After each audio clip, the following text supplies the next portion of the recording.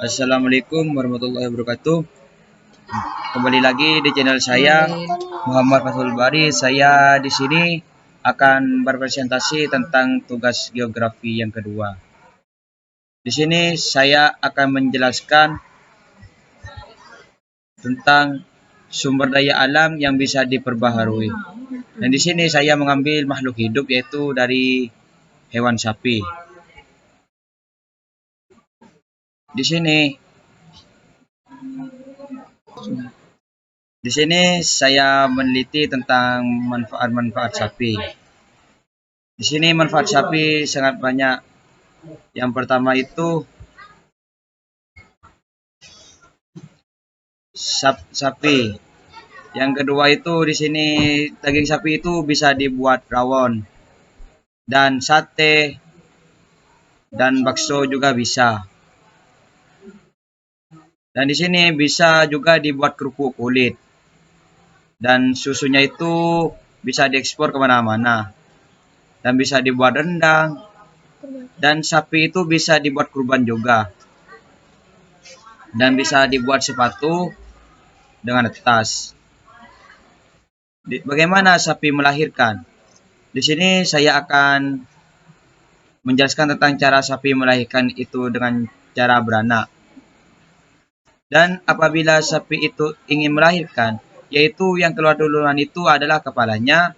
Setelah sapi itu melahirkan, anak-anak sapi itu kalau di Madura itu bisa disebut PMP atau disebut juga kalau di dalam bahasa Indo itu anak sapi. Dan terdapat 3 tahapan melahirkan. Sesuai yaitu pelebaran serviks atau selama 2-6 jam pengeluaran fetus. Dan di 0,5 sampai 1 jam itu pengeluaran plasenta. 4-5 jam itu proses kelahiran melebihi waktu 8 jam dari saat pertama kali seekor induk merenjan untuk melahirkan dapat dikatakan sapi mengalami distokoia. Dan normalnya sapi melahirkan itu pada posisi rebahan. Namun, jika merasa terganggu, sapi bisa juga melahirkan dalam posisi berdiri. Apa yang kita ketahui tentang sapi? Sapi perak adalah sapi yang dikembangbiakan secara khusus karena kemampuannya dalam menghasilkan susu dalam jumlah besar.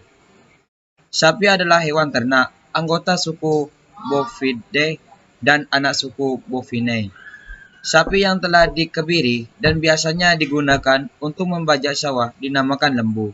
Sapi dipelihara terutama untuk dimanfaatkan susunya dan dagingnya sebagai pangan manusia. Ciri-ciri sapi hamil.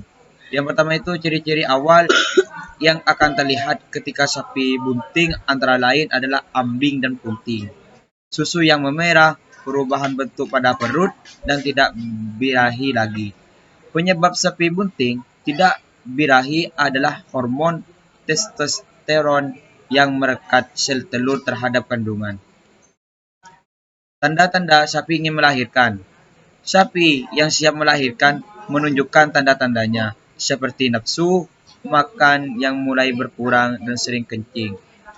Sapi tanpa gelisah, kaki menggaru-garu lantai, kandang atau tanah. Selalu berubah posisi, kadang berdiri, berbaring, dan berputar-putar. Ambing membesar, bengkak, mengeras, lembab, dan berwarna kemerahan. Cara sapi ingin menghasilkan susunya.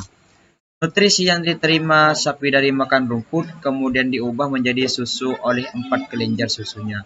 Diambing setelah sekitar 2 atau 3 hari.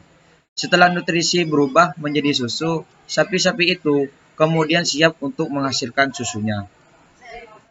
Beberapa lama sapi membuat susu. Sapi perah, laktasi adalah sapi perah yang berada pada masa rentangan waktu menghasilkan susu, yaitu antara waktu beranak dan masa kering. Lama laktasi yang normal adalah 305 hari dengan 60 hari masa kering. Biasanya, masa laktasi menjadi lebih pendek apabila sapi terlalu cepat dikawinkan lagi. Kapan sapi bisa menghasilkan susu? Selain itu, harus perhatikan jenis dan kualitas pakan. Sapi pun harus diperhatikan kebersihannya dan yang paling penting adalah usianya. Lantas, berapa usia terbaik sapi bisa diperah susunya?